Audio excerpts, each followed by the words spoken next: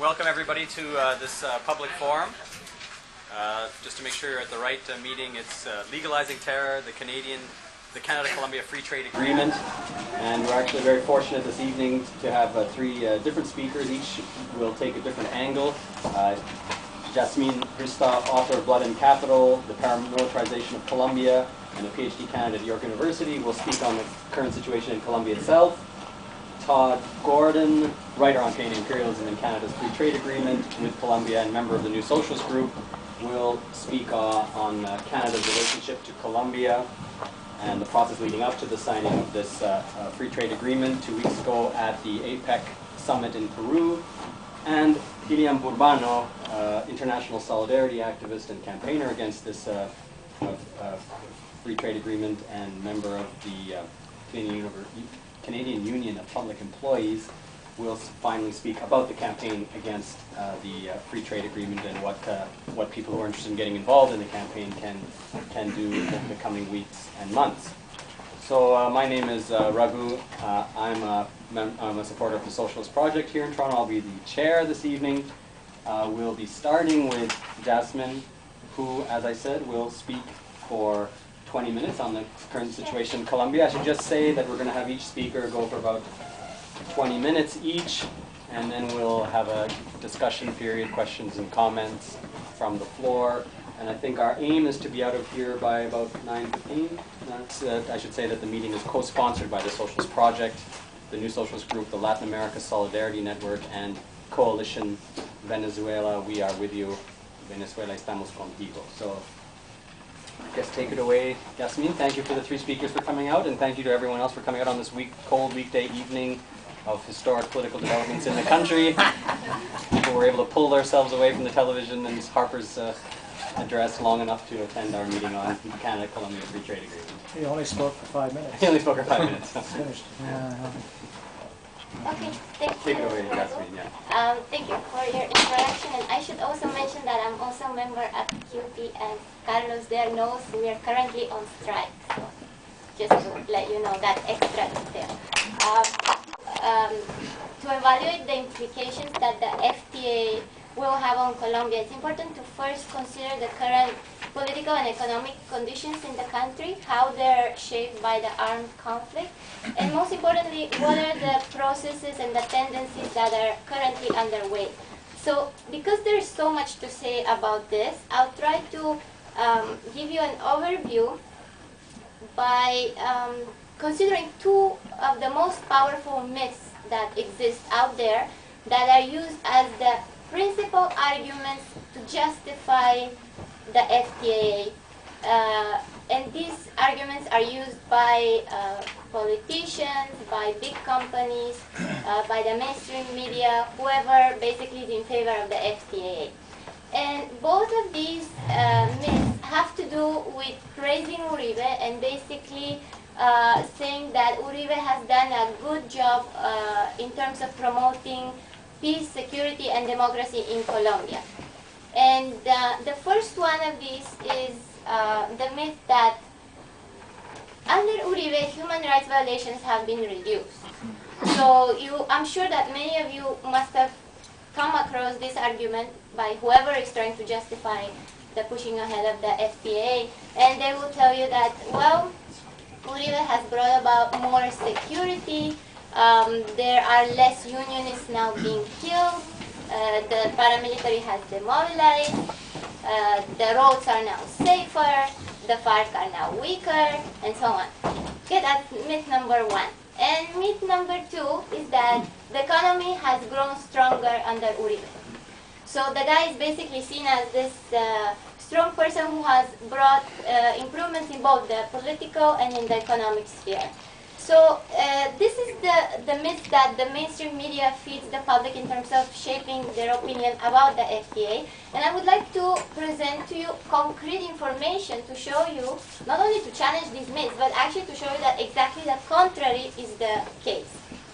So let's begin with the myth about the reduction of human rights violations under Uribe.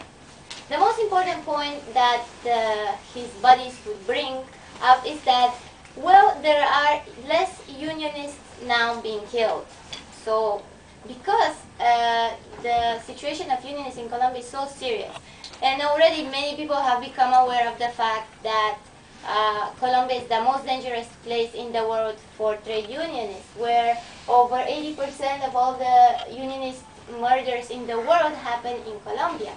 Because this is such a serious thing, well, nobody can ignore it any longer, but they have come up with a way to get around it. And so basically they would give you statistics such as, well, before it used to be 300 unionists killed per year, and then it went down to 200, and then in 2006 it went down to 60, and in 2007 it went down to 26. So apart from the fact that what we see here is basically the normalization or the naturalization of murder, because it's, you know, we're talking about numbers going down. So Uribe has reduced the killings. Never mind that there's still killings, but he has reduced them, so it's a good thing. But apart from that, what do statistics like this hide? They hide a huge reality, which is that murder is not the only form of human rights violations against unionists. So there are disappearances, kidnappings, arbitrary detentions, raids, harassment, threats, forced displacement, and so on.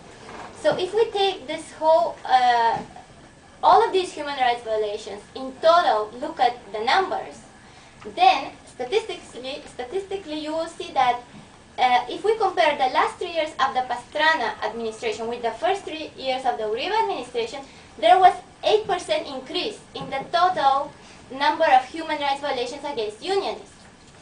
Okay, the pro-FTA may tell you, yeah, but that was the first 3 years of the Uribe administration, but what matters is now. Okay, even now, even if we look at the first 4 months of this year, compared to the first 4 months of last year, there has been already a substantial increase, once again, in the human rights violations against unionists. So this increase is stable. Another very important thing is especially the violence against unionized women, which under Uribe has increased by over 200%. Okay, again, Uribe's allies will tell you, well, still, regardless of the other human rights violations, it's important that the number of those killed has gone down. And even if we look at the number of those killed only, even if we disregard other forms of human rights violations, but only look at the number of those killed, still Colombia continues to be the country that is the most dangerous one in the world for union leaders. And it is a country where the nearly 3,000 trade unionists who have been killed since the mid-80s, 97% of those murders are met with total impunity. But still they'll tell you, doesn't matter, there has been progress because there are less. Okay, so finally let's get down to just the number of unionists killed. Even if we only look at that number, the case is that in 2006 there were, in 2007, last year, there were 26 unionists killed, according to official statistics. But this year, 2008, and it's not even over yet a year, there have been 38 trade unionists killed. So you can calculate yourself the difference, what the percentage is from 26 to 38. So even if we're talking about that particular number of people killed, it's still going up. Okay, so that is as far as unionists are concerned. Now let's look at another serious form of human rights violations, which Uribe's allies and his admirers and those who support the FTA won't talk about, which is for forced displacement. And forced displacement is a very polite term to refer to land robbery by means of violence and by means of unimaginable atrocities. And you may also know that Colombia has more than 3 million internally displaced people, and as far as I know, it's the second country in the world after Sudan with the largest internally displaced population. And from 2006 to 2007, not only the number of displaced people has not stopped, it has not been reduced, but there has been actually an increase of 38% in the yearly number of displaced people. So in 2007, last year, 306,000 people were displaced.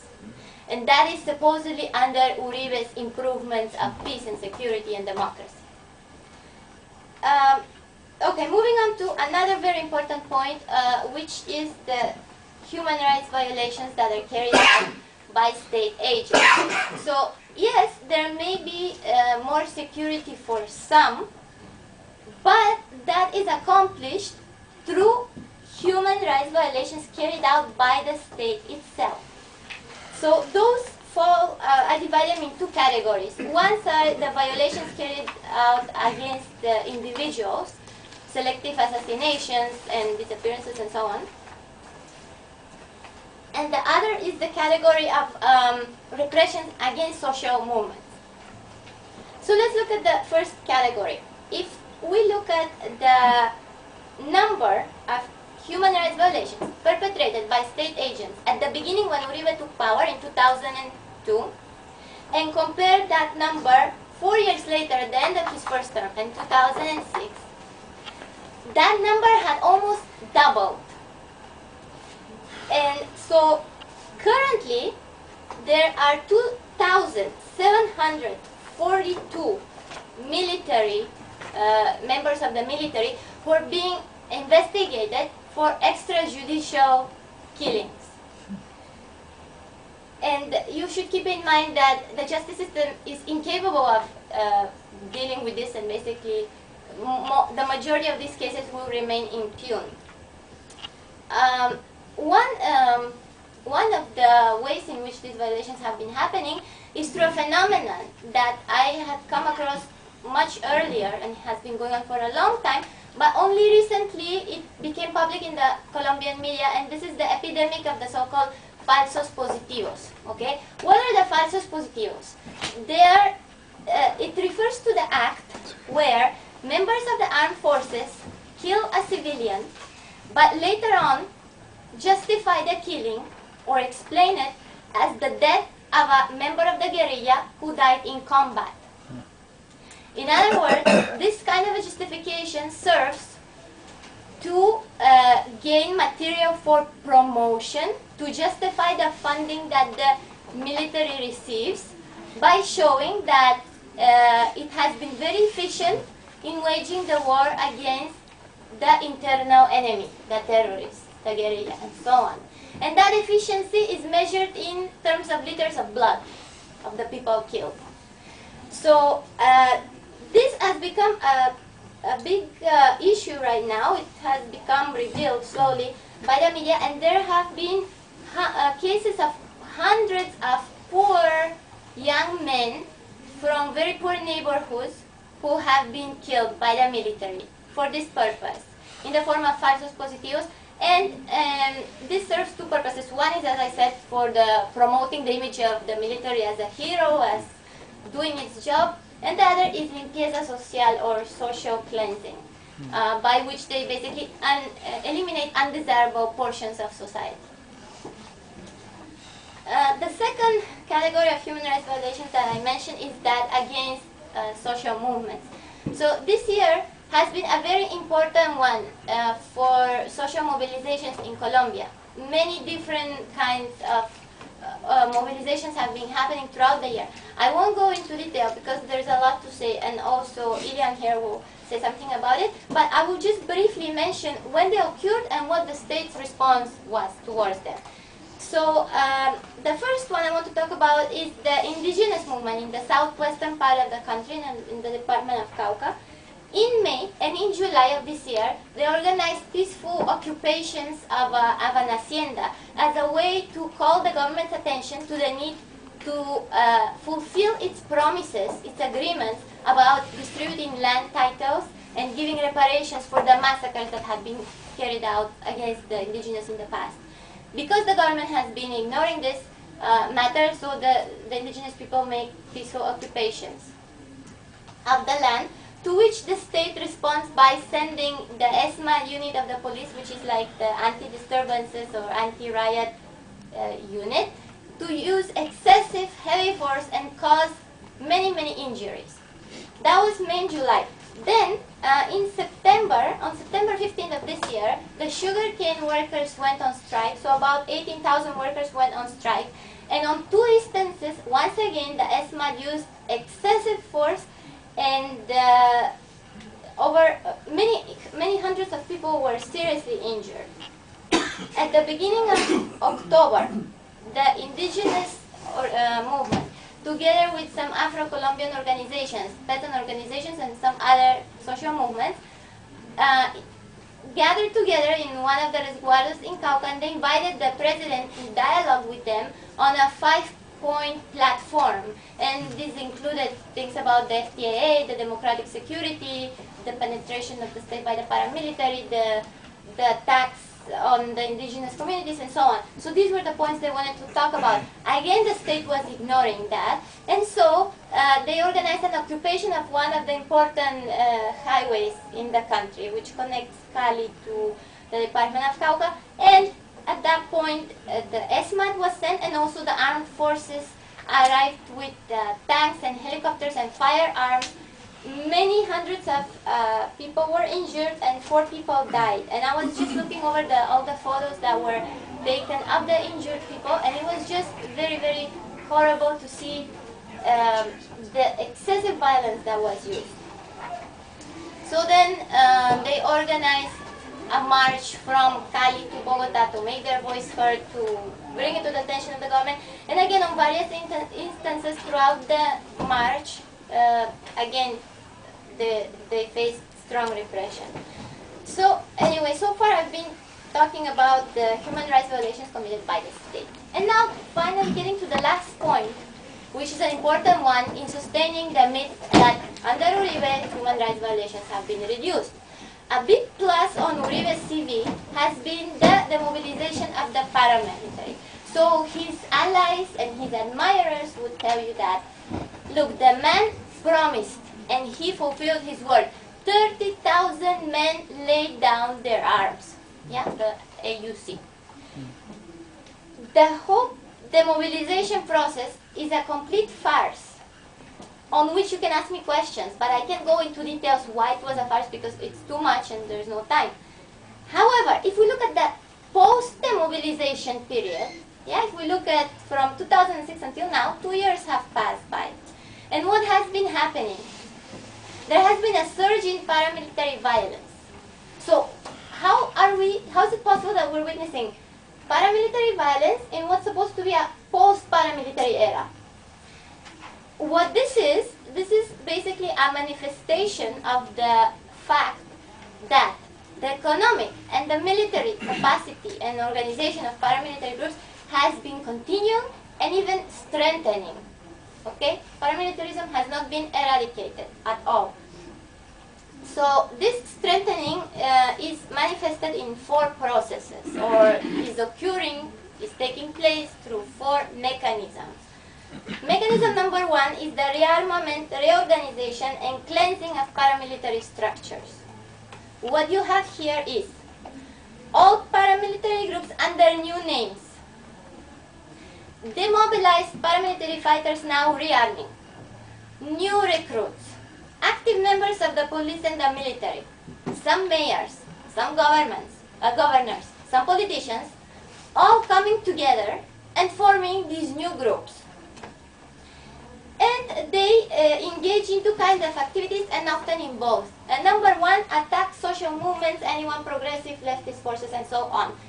The other, drug trafficking, extortion, assassinations, armed trafficking, and other illegal businesses. In 2006, at the time when the demobilization was supposed to be over, already 43 new paramilitary groups had been formed. By now, this number is a lot higher, because as we speak, new groups are being formed. But no one will know the exact precise number, because it's impossible to detect. No one has the capacity of doing this research. The second process that is the one through which the strengthening of the paramilitary structures has been allowed is the impunity. And the impunity is being brought by the Justice and Peace Law Please ask me questions on it if you're interested. I'm not going to take the time to talk about it. And also the extradition of the 14 of the paramilitary chiefs to United States, where with the exception of one, all of them would face charges on drug trafficking and not on crimes against humanity. The next process is also the invisibilization of the structures where paramilitary power is situated. So there is the disappearance of evidence. Again, I can say more on it later. Also the enact confessions, where it seems like the paramilitary members, commanders are confessing. But the question is, what are they confessing? And the final way in which this paramilitary power is being consolidated is through a fusion of the legal and the illegal. And here I'm talking about the phenomenon, probably some of you have heard, the so-called parapolitica, which only became public since 2007, when a flood of revelations came out about the connections between important members of Congress, parliamentarians, deputies, councillors, mayors, and so on, and their alliances with the paramilitary, and their alliances by which they enhance each other, they benefit each other. So as far as Uribe promoting democracy, from the point of view of the paramilitary, it's working for them. There is democracy because they're well represented. In fact, nearly 40% of Congress now works for them, or has been working for them until now. So from their point of view, yes, democracy is happening. There's so much to say on this point, which I'm not going to carry on, but just I want you to remember that all these revelations don't by any means signify that this is the eradication or the disintegration of paramilitarism, exactly to the contrary. Okay, and finally now moving on to the second myth, which I will just say a few words about. The second myth is that the economy has been growing stronger under Uribe. First of all, what is the economy? The way they make it sound, of course, this is what right-wing economists do. The economy seems like this abstract, independent, detached entity that has a character of its own. Yeah, it's the economy. The economy is not working well. It's the economy that's not.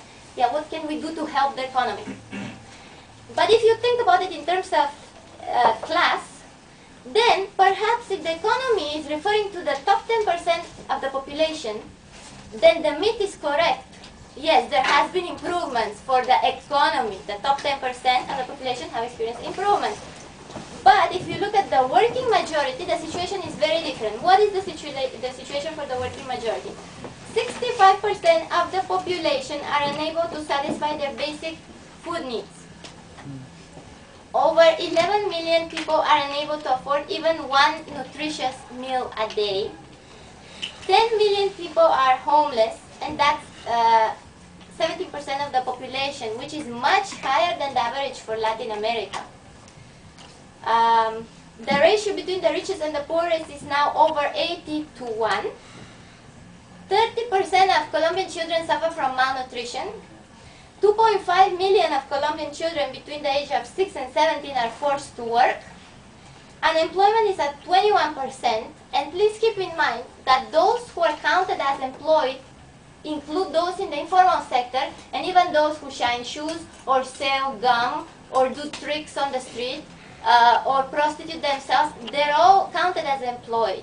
In fact, half of the employed population works in the informal sector. And all of this has been brought about or aggravated by the main components of the neoliberal agenda, which is foreign investment, free trade, privatization of public resources, and service providers. Again, I can say more on that, but I just wanted to give you a brief and recapture the main processes underway. So I'll leave it at that, and then we'll pass it on to Todd. Jasmin, for that excellent introduction of the situation in Colombia itself. We'll now move on to Todd, who will speak to us, I guess, about the Canada's relationship to Colombia, the geopolitical vision, I suppose, if you can call it that, behind Canada's signing of the free trade agreement with Colombia. So you'll also have 20 minutes. Thanks. Just to start off with a brief timeline. Canada's intentions are announced publicly announced intentions to negotiate a free trade deal with Colombia were announced in the summer, July I think it was, of 2007, in which when Stephen Harper made a state visit to South America, including to Colombia, and he met with Uribe at the time. The deal was announced concluded, the negotiations that is were concluded this past June 2008. Between that time, between the time of the announcement of that negotiations were beginning and the time of their conclusion, on top of Stephen Harper, 3 other high-level Canadian cabinet ministers actually went down to Colombia to meet with Uribe and other high-ranking Colombian cabinet ministers. In fact, that was between July 2007 and February 2008 that 4 different cabinet ministers had actually made the trip to Colombia to meet with Uribe and their counterparts in the Colombian cabinet. And then in this past June, I think it was, the Colombian vice president, I think it was, or was it Minister of Finance? Vice President. Vice President came to Toronto, or to Canada, to meet with Canadian politicians as well. And so clearly this deal and the strengthened ties with Colombia more generally were, or are, a major foreign policy priority for the Tories. And apart from the United States and Afghanistan, in fact, no other country has received such high-level attention from Canada during this period. Canada, as you know, and Colombia signed the deal this past November 21st at the APEC, Asia-Pacific Economic Cooperation meetings in Lima, Peru. And I think the symbolism of this signing during the APEC meetings, which were dominated by discussions of the world economic crisis, shouldn't be lost on us here either, because I think it speaks to the Tory government and its neoliberal attitude to the economic meltdown. More, not less, free markets is their solution, and this was clearly the intention of purposely signing this agreement in Lima. And as Harper arrogantly proclaimed in Lima, in a time of global economic instability, free trade is more important than ever. Sorry. So clearly they're putting that sort of that mantra front and center in terms of the economic crisis and so on. And it's also worth noting that Canada also announced the conclusion of the trade agreement with free trade agreement with Peru at the same time. Beyond the ideological use of the trade agreement as a response to the global financial meltdown, what we're seeing is a significant effort by Canada to strengthen its ties to Colombia. And there's 2 things that are going on here. One is a purely or more economic interest, like the economic interest that Canada has in gaining access to the Colombian market, and in particular its natural resources. The other is a broader geostrategic interest that Canada has in building its ties with Colombia in terms of its orientation to the Andean region and South America more generally. And I'm going to take both these things up in turn. Starting with Canada's economic background in Colombia, or the region more generally. Since the early 1990s, Canadian corporations have spread around the world in terms of their investment at fairly impressive rates. One of the most aggressive rates, in fact, amongst all the major advanced capitalist countries in the world. Second highest in the G8 in terms of its overall foreign investment patterns relative to the size of the economy. But Latin America and the Caribbean has been the biggest target of Canadian corporate expansion, of Canada's search for new markets in the developing world, for natural resources and cheap labor, all of which have been made available to Canadian and other foreign corporations since one country after another in Latin America was subjected through the 1980s and the 1990s to IMF, International Monetary Fund, structural adjustment programs. And it's worth noting that Canada is an active participant in the IMF and has been a big supporter of structural adjustment since the 1980s and up to this day. By 2006, Canada was the 3rd largest investor in Latin America and the Caribbean, foreign investor in Latin America and the Caribbean. It's the largest investor in the mining industry by a wide margin.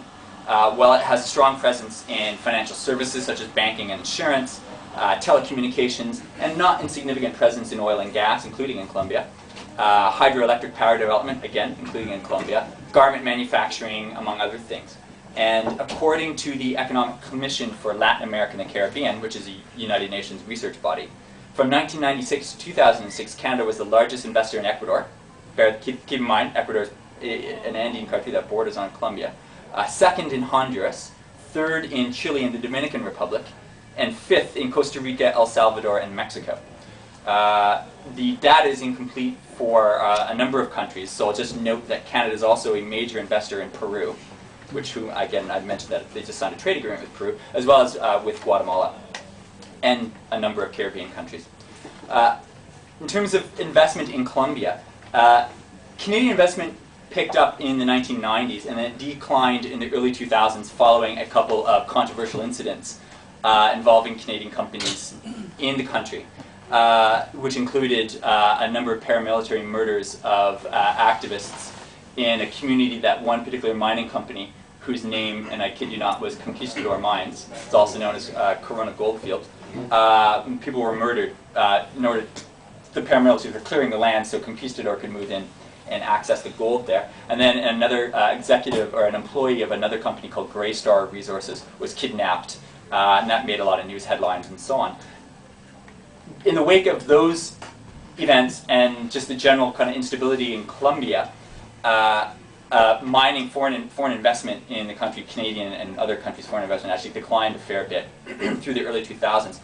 But it's actually been picking up in recent years in the wake of Uribe's aggressive security agenda that Jasmin has talked about, targeting trade unionists, indigenous peoples, and so on. Colombia is very rich in petroleum. It's natural gas, coal, iron ore, nickel, gold, copper, emeralds, and hydropower. And much of these resources in large swaths of the country actually haven't been fully developed yet, again because of the economic instability in those parts of the country. In 2007, Canadian investment, foreign investment stock in Colombia was estimated by the Canadian Embassy in Bogota to be approximately $3 billion. And more than $2 billion in investment is apparently being planned for the next 2 years as the agreement becomes implemented. So in other words, Canada has a significant presence in Colombia and is obviously, as one might expect, is going to increase significantly if the deal gets implemented. Now, to be clear, Canadian interests in Colombia, as I've just noted, aren't new and they're not a product of the Tory era. And given what's going on right now in the political landscape in Canada, it's worth bearing that in mind. As I said, they go back to the 1990s. In fact, they go back even further, but in terms of its more modern or contemporary incarnation, they certainly go back to the 1990s under liberal governments who have been happy to help out Canadian companies investing in Colombia, Jean Chrétien and Paul Martin governments. And an earlier wave of Canadian corporate expansion into Colombia in the 1990s, which included, among other things, Enbridge gas, heat probably many of our homes, investment in the Ocensa pipeline, Corona Goldfield or Conquistador Mines investment in Smitty, and Nortel's investment in the privatized telecommunication market. These things were directly facilitated, and I could give more details if people want the discussion, directly facilitated by state and paramilitary terror against indigenous peoples and unionists who were challenging the ability of these companies to penetrate the Colombian market. In spite of the violence that surrounded it at the time, the Liberals were happy to allow this to continue. One of the more egregious examples of Canadian support, perhaps, for Canadian foreign investment in Colombia was the Canadian International Development Agency, or CIDA, which is the government's official aid agency that delivers Canada's overseas development assistance. CIDA engaged in the mid to late 1990s, I don't have the exact date in front of me, funded to the tune of several $1 million the rewriting of Colombia's mining code in an aggressively pro-neoliberal, pro-corporate foreign investment fashion. And it didn't just do this in Colombia, it's done this elsewhere as well. But in any case, in terms of our interests here, it was a major player in the rewriting of the Colombian mining code in favor of foreign corporations. And under the Liberals, and against the government's own prohibition of military exports to countries that are engaged in civil wars or that have records of human rights abuses, at least 45 helicopters have been sold from Canada by the military or by private companies to the Colombian military since the mid-1990s, and which they've been fitted with guns and so on, basically to engage in their war. And another Canadian company called Vector Aerospace has a contract to service Colombian military helicopters, which I believe they signed in 2001. So, despite all the evidence of the human rights problems in Colombia and Canadian companies' implication in them from the 1990s to the present, the Tories have consistently downplayed the problems and suggested that Uribe has actually improved the situation, which, in fitting with what Jasmin has discussed already. And so Harper and his cabinet ministers and media commentators such as Jeffrey Simpson in the Globe and Mail, who wrote an op-ed piece on this several months ago, have described critics of the trade deal as exaggerating the problems, as being driven by purely ideological reasons that were just anti-free trade relics, or have suggested that, or implied anyways, that those of us who are opposed to the trade deal will make the human rights situation worse because it's investment in economic liberalization that improves human rights. It's kind of like the trickle-down theory of economics, the trickle-down theory of human rights, which is about as useful and accurate as the trickle-down theory of economics, as we know. So, in terms of the trade deal, the trade deal has, like other trade deals that Canada or other countries sign, it has the sort of basic stuff about lowering tariffs on exports and imports. It's going to lower tariffs on 95% of exports and imports to pretty much nothing between, in the next 5 to 10 years. But also a centerpiece of the trade agreement, which is the centerpiece of all trade agreements Canada has signed since the NAFTA agreement in 1994, is an investment clause, and people may be familiar or have heard of the Chapter 11 in NAFTA, which is a very controversial clause. The Colombian trade agreement actually has a clause that's based on that, and these clauses are controversial because they are very, very strongly pro-corporate investment rights, up to and including limiting many, if not most, barriers that countries may have put up in the past to controlling foreign investment from other economies. Particularly from larger, wealthier economies, but also it gives these investment clauses give corporations the right to sue governments who are party to the treaty if they feel that governments haven't followed their obligations under the trade agreement. People want an example of Canada suing, because Canadian companies are actually fairly aggressive at using these dispute settlement mechanisms. People want an example of how it's been used in the past. I can give some of those in the discussion. Now, a lot of talk around, from the government and the media, around the trade agreement has taken up the so-called human rights angle on it. And this is a key piece of government propaganda,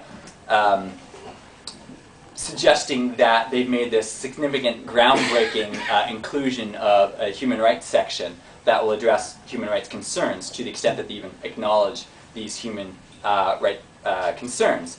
So that the deal isn't just a trade deal, it's a human rights deal. And so this is found, it's actually not in the trade deal, it's worth noting. This is a side agreement that's separate from the trade agreement. It's called the Labor Cooperation Side Agreement, and you can find it on the government's website.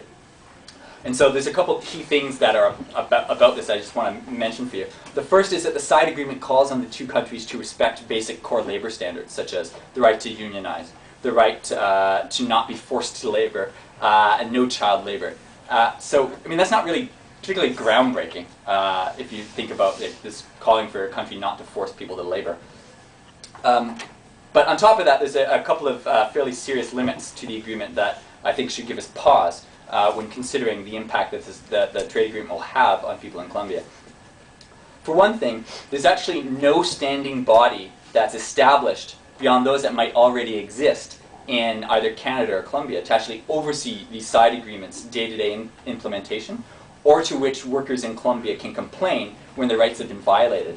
I mean, in other words, Colombians will have to complain to bodies within the Colombian government, which presumably, theoretically anyways, they can actually do now, and which therefore, given what we know about the Colombian government and what Jasmin's talked about, sharply diminishes any efficacy that the side agreement may actually have on the government's rights record. There is a provision for either of the partner countries to request a quote-unquote ministerial consultation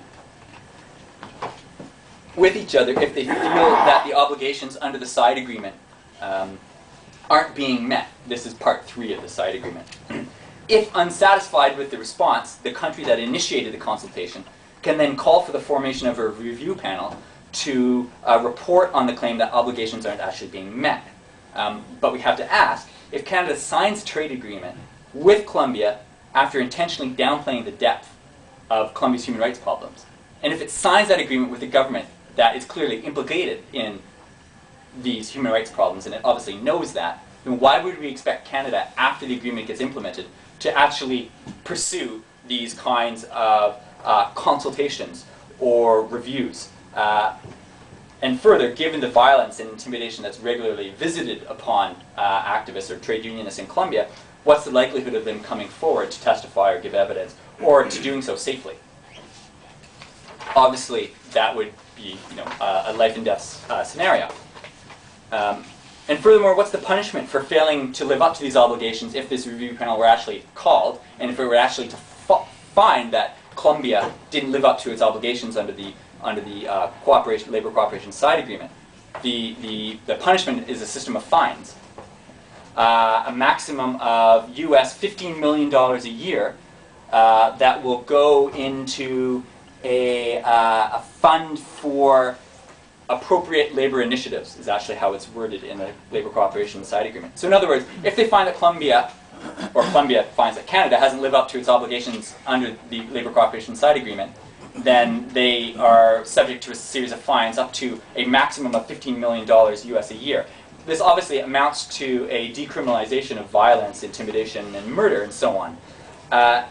And moreover, it's not actually clear in the side agreement that the Colombian government will be held responsible for the actions of the paramilitaries, who are responsible for a lot of the violence in Colombia, as Jasmin has talked about,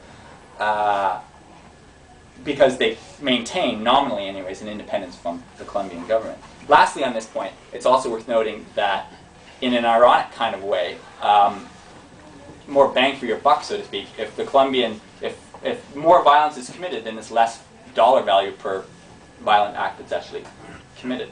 So the more violent acts you commit, the less technically you're paying for commitment, which is this kind of bizarre kind of cost-benefit analysis one might want to consider when thinking about how this actually a monetary system of fines would actually work. Another major flaw of the labor cooperation side agreement is that it obviously doesn't cover indigenous peoples who are victimized at staggering rates in the name of foreign investment. Again, Jasmin has talked about that, so I won't go into that here. But I'll just ask, how can Colombia talk meaningfully about, or Canada talk meaningfully about addressing human rights concerns when the treaty agreement and the labor cooperation side agreement totally ignores a group in Colombia that is one of the most violated groups in Colombia in terms of human rights? The last point I want to make is with respect to the geostrategic interests that are at stake here in terms of Canada's interests in the region. It's noteworthy that Canada plays down human rights concerns in Colombia and democracy in Colombia, concerns around democracy in Colombia, while branding other governments in the region, most notably Hugo Chávez's in Venezuela, as authoritarian, which Harper did in his visit to Colombia when he met with Uribe, publicly denounced Venezuela as an authoritarian, populist-leaning, anti-free market, so on and so forth. And so while the caricature that Canada paints of Colombia and its neighbors serves to justify corporate investment in Colombia, it also serves another equally important purpose that we need to remember. Colombia's political leaders are proudly compliant with imperial interests in the region, while the governments around them, increasingly, such as Chávez's, increasingly are not. Bolivia might also be an example of this, and to a degree Ecuador as well under Correa. Colombia is a reliable imperial ally in the midst of political and economic uncertainty represented in the Andean region by strong social movements and left-leaning governments.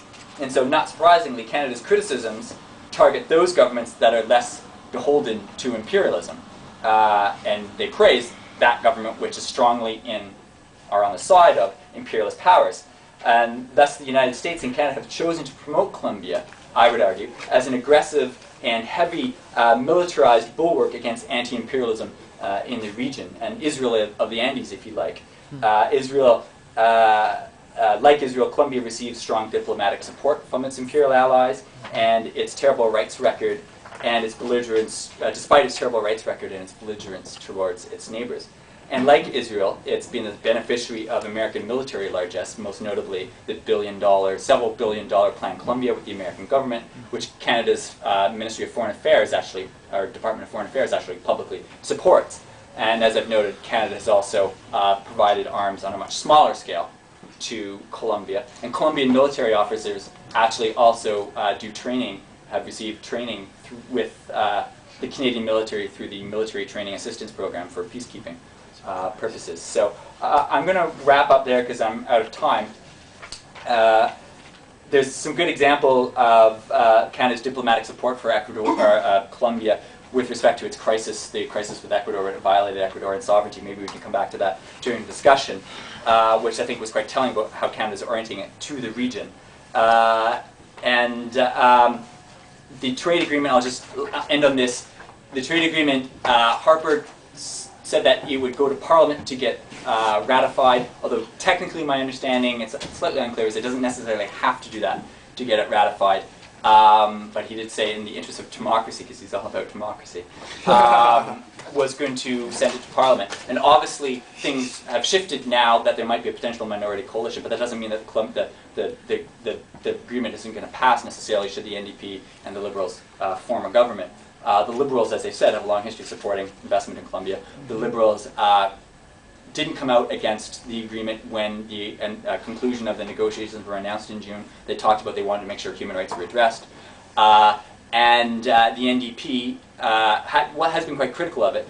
It did, however, one of the things it's already done in terms of its possible coalition is actually backtrack on one of the central parts of its election platform, which was the rollback of corporate tax cuts. It's already sort of backtracked on that. So the question is, how invested is it in stopping the trade agreement with Colombia? And obviously it's going to require people mobilizing from below to actually challenge it. We can't rely on what political parties or the electoral system will do, because that's not how social change is going to come. So, all right, thank you. We're keeping everybody within their time limits, more or less. We'll now move on to Iliam, who will, I guess, talk to us about the campaign on the ground against the free trade agreement. Yeah, I think we're going to end up with that. I agree with what Todd has said, that this labor cooperation side agreement is basically just window dressing. It grossly glosses over the seriousness not only of labor rights, but of human rights violations, comprehensive human rights violations in the country against unarmed civilians, indigenous peoples, Afro-Colombians, and we know that the Harper government, as a right-wing government, that's a pro-neoliberal government, is not necessarily concerned with human rights in Colombia or in the region. Sort of to reaffirm what has been said by Todd, perhaps the primary underlying economic reason for the signing of the FTA with Colombia, and this was done in an expedited way, kind of pretty well in secret, without much input from civil society, very little discussion, particularly in the Canadian media, except the official communiques from the government. The underlying economic reason was clearly expressed by Harper in the official government press release that was released from Lima, Peru on November 21st. And he said, the agreement will provide, quote unquote, stability and protection for Canadian businesses involved in, and here we see the main reason, Canadian businesses involved in oil, gas, mining, manufacturing, and financial sectors. And a lot of analysts about this agreement have stated that it's not primarily about trade, because Colombia, in the context of South America and in the region, in the Caribbean as well, is relatively still an unimportant trading partner for Canada. And currently, approximately 80% of Colombian exports to Canada, mainly coal, which is important, coffee, bananas, oil, and raw sugar, already enter Canada duty-free.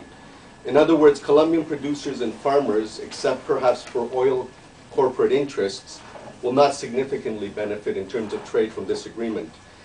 Canadian exports to Colombia are primarily currently cereals, wheat, and barley, as well as motor vehicles, interestingly enough, and motor vehicle parts. These will benefit from reduced tariffs under this agreement. Currently, generally the tariffs on Canadian exports to Colombia on these products are 11% on agricultural products and 17% on industrial products. However, the main beneficiaries of the free trade agreement will be Canadian corporations investing in sectors such as oil, gas, and mining, as has already been said. And what the FTAA will do is further consolidate access to Canadian corporations to these key strategic energy and mineral resource sectors in the country. Already Canada's main import from Colombia is coal and coal-related products, 31% in 2007. For example, Nova Scotia Power and New Brunswick Power already import a lot of coal. I don't have the exact figure, but it's a lot of coal from the Cerrejón mine in the Atlantic coast, the world's largest open-pit coal mine. Another key statistic to keep in mind when contextualizing the FTA is that Canadian foreign investment in Colombia has more than doubled, just in 2007, jumping to $734 million. And in the report of the Standing Committee on International Trade that examined the impact of the proposed free trade agreement, it says in that report that this direct Canadian foreign investment is expected to grow in the near future in Colombia, and it will be led primarily by Canadian companies interested in investing in oil, gas, and mining assets. In terms of our critique and our opposition to this signed FTAA, and I think this reflects a bit the point that Jasmin was mentioning about kind of the distortion of statistics and the glossing over statistics and looking at the level of trade unionists was a bit higher in 1 year, but then it went down 10 or 15 in the next year. Is that we need to look at the incidences or levels of labor and human rights violations more broadly in Colombia, not in isolation from the social and political context, some of the things that have already been talked about, but by making links how these violations aggressively are part of advancing corporate interests in the country through neoliberal and free market policies. And this has aggravated and will further aggravate the levels of armed violence, forced displacement, further concentration of land and wealth, and the erosion of peasant, Afro-Colombian, indigenous community social fabric, and the community-based organizations in the rural areas that have been most impacted by these human rights violations. And this also includes the labor movement as well.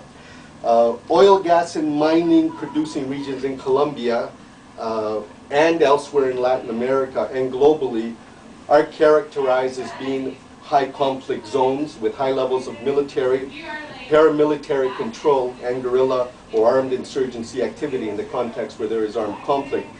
These regions and these strategic sectors of the Colombian economy have historically and continue to be marked by extreme levels of violence. And in recent years, I think the statistics speaks for themselves. 80% of forced displacement has been produced in oil and mining producing regions in Colombia. 82% of violations of human rights and international humanitarian law has occurred in these regions.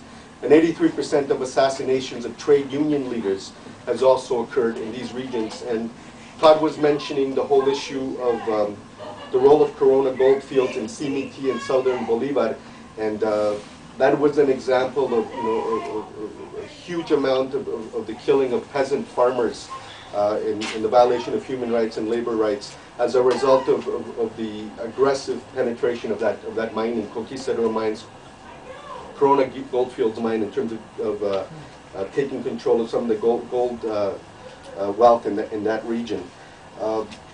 Roughly the last 20 years in Colombia, more or less, have been characterized by a continuous period of neoliberal opening of the economy, which began before the 80s but kind of speeded up during the 90s. These neoliberal policies have been deepened under other successive governments. The Pastrana government was mentioned, and including Uribe, and have been deepened by the Uribe government since 2002 to the present by means of widespread privatization or quote-unquote liquidation of state-owned companies.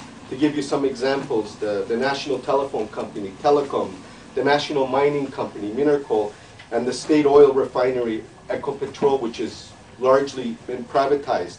And these massive privatizations of very prominent state-owned companies and entities and utilities have led to the layoffs of tens of thousands of government and public sector workers, and the weakening and a virtual elimination of historically very strong and militant unions in those specific sectors in the country.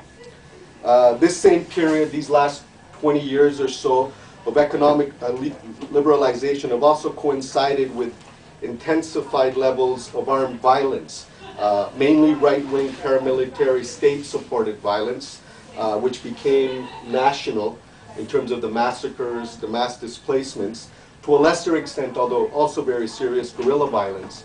And this violence has been primarily directed at unarmed civilians. This has resulted in the deepening of the country's humanitarian crisis, which is the worst in the hemisphere, and currently it is estimated that the internally displaced population in Colombia is 4 million people, primarily peasant farmers, indigenous communities, Afro-Colombians, not coincidentally, but because Afro-Colombians and indigenous peoples, they have constitutional rights to collective land rights. And as a result, they're seen as sort of a barrier to the advancement of this neoliberal strategy. The refugee population in Colombia currently, according to the UNHCR, is 522,000, which is the highest in Latin America. The diaspora and exiled population of Colombians, I think, is now in the millions. And over 70,000 people, mainly civilians, have been killed in the last 20 years or so, and between 15,000 and 30,000 people have been victims of forced disappearances. So when we're talking about focusing on human rights violations or labor rights violations, we can't just fall into that game of how the government glosses over and looks at particular numbers. We need to look at the real numbers, but we also need to contextualize it in terms of the role that the armed conflict and displacement and the paramilitary strategy supported by the state, the role that it has had in generating this crisis in the country, these immense levels of violence. In terms of the impact in the countryside, which has been the center of the conflict, the armed conflict, social and armed conflict in the country, over the past 20 years, again, the result has been an extreme level of land concentration. And this is what the paramilitary strategy with direct state collaboration and collusion has been achieved in economic terms. Extreme levels of land concentration in which 15,000 people in Colombia are owners of 67% of the arable land in a country of a population of more than 45 million people. And within this group, there is a minority of 1,500 Colombians, that top 10 that are benefiting economically, that was mentioned by Jasmin, who own more than half of the land in the country. Furthermore, it is estimated that between 4 to 6 million hectares of land that were previously owned by hundreds of thousands of small-scale farmers, Afro-Colombians, indigenous peoples, have been expropriated by paramilitaries. So that has been the result in economic terms, in terms of land concentration, of this national paramilitary strategy, which, as has mentioned, has kind of lessened in visibility, but it's not demobilized and it has not ended. Now, looking at the impact on the labor movement specifically, it is already widely acknowledged that more than 2,685 trade unionists have been murdered, mainly by paramilitaries, more recently by state security forces in the last 20 or 25 years. But not just looking at the violence, looking at the impact of liberalization and neoliberal policies during this period, more than 195 trade unions, for example, were dissolved between 1991 and 2001. And union membership in Colombia has declined by more than 100,000 workers during that same period. Currently, only 4% of the workforce is unionized compared to 15% 20 years ago.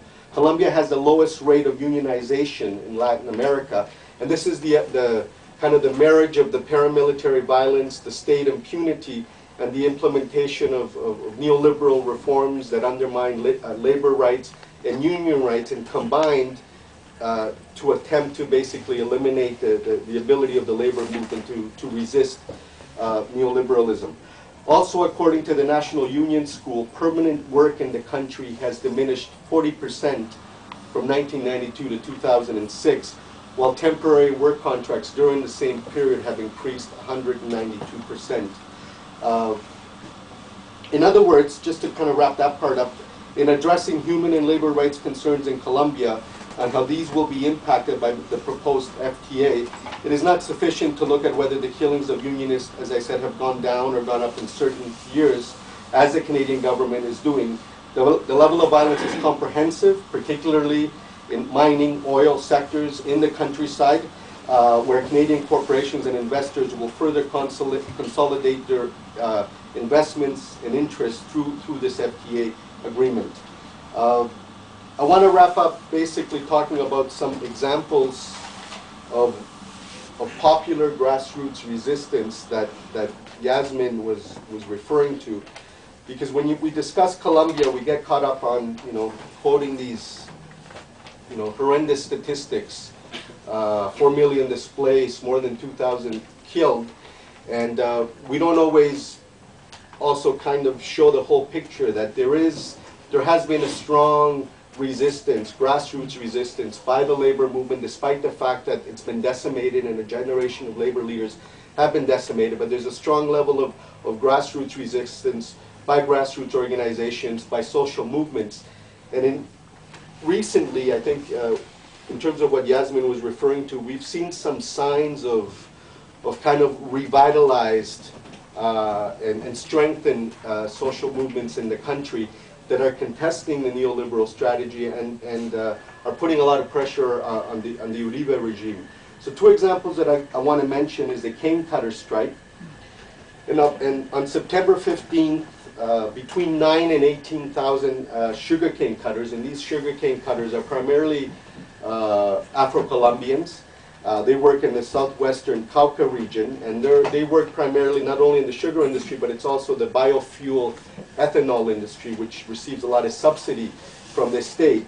On September 15th, they initiated a very important strike that lasted 56 days. It was supported by Sinal Portero, Sinal Trainal, by the country's main trade union federation, the CUT, and other allies. It was the country's longest, toughest, and perhaps highest profile strike in recent memory in the country. And this strike is particularly significant because the sugarcane cutters are subcontracted. They don't have direct employment contracts. They're subcontracted by what are called cooperatives in the country. And they don't technically have the right to collectively bargain. They don't enjoy the same level of benefits than other workers. There was violent repression, as Jasmin mentioned. A couple of their leaders were charged and jailed temporarily on trumped-up charges. But these workers and their supporters, which numbered about 30,000, which includes their families, and they're very poorly paid workers, so the economic resources are very low. But about 30,000 workers and their allies were able to blockade the 7 main sugar refineries in the country during the 52-day period of the strike. And eventually they forced the sugar industry growers association, Asocana, to meet most of their main key demands. Just to give you an idea of what kind of demands we're talking about, they were able to gain a 15% wage increase. They gained the right to an 8-hour workday, if you can imagine, in the 21st century. Previously, they would work 12 to 14 hours. Now the employers and the different sugar mill owners have to contribute to sick pay, some money towards housing and education and social security. There's also strict controls that have to be placed on the weighing of the harvested cane. They get paid through piecemeal work. And previously, basically, they were getting ripped off because they were, being underpaid in terms of the weight. They weren't able to break with the cooperative system and the subcontracting system, but they did triple the membership from 900 members to 3,000 into the union. and there was a strong level of unity, and the sugarcane cutters movement feels that they've strengthened as a labor union, and in the future they may be able to contest this whole subcontracting via cooperatives. I think the other really important impact of this strike was that there was a lot of multi-sectoral solidarity. The sugarcane cutters received a lot of solidarity from the indigenous Minga in Cauca, because they're also in the same region. The labor movement generally was very active. Members of the left-wing democratic opposition, the Polo Democrático Alternativo, were also very active in supporting the sugarcane cutters workers. And after many, many years, these last 20 years that I mentioned, or 25 years of paramilitary violence and the dismantling of social movements, that has also led to a strong fracturing of the social movements in Colombia, where each the labor movement is isolated from community struggles, and the native movement is fighting for land rights and against racism, and each sector is kind of functioning independently. But with the sugarcane cutter strike, we saw finally some stronger alliances in terms of the social movements, and this is a good sign for the future in terms of what needs to happen in Colombia in comparison to what's happening in places like Bolivia, where the social popular movements are very, very strong. As well, they obviously have leaders of power that are much more progressive than Uribe in Colombia. The other final example is what was mentioned about the Minga. And just very quickly, tens of thousands of indigenous communities, again, supported strongly by the sugarcane cutters, by allies in the labor movement, by other social movement leaders, began mobilizing in mid-October. They held a Minga, or a native assembly. They invited Uribe to dialogue. He kind of said that he would show up, then he didn't show up, but eventually in Cali he was forced to actually go to the Minga assembly. And even though no clear commitments were made by the government, in a sense Uribe had to kind of, he's not used to going to the, he does his community councils where he goes to communities and he lays down the line, but this was a case where a grassroots popular movement forced him to come into their space and answer to the people. And for a while there, the government was on a bit of a defensive. The Minga movement also marched, for various days to Cali, and eventually they marched to Bogota. And I think just finally, the importance of these movements were, again, the cross-sectoral solidarity, showing signs of revitalization of the social popular movement.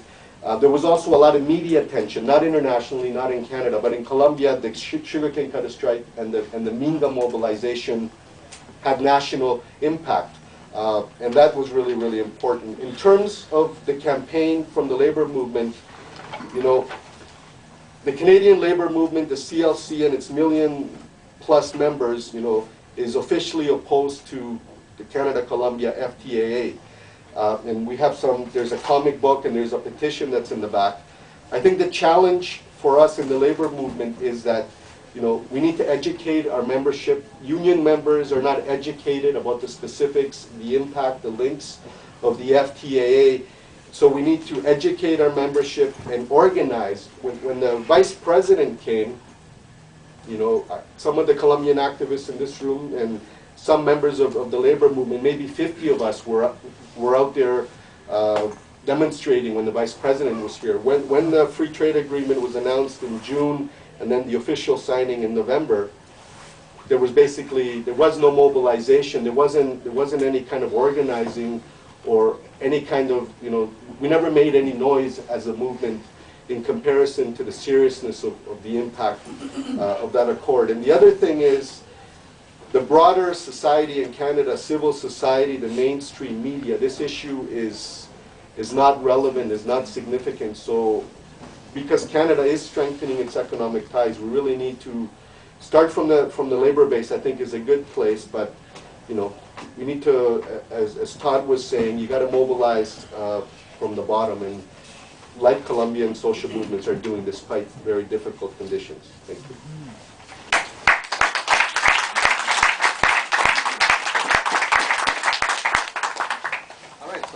for those excellent presentations. I think that sets the stage for a good discussion now. As I said, we have until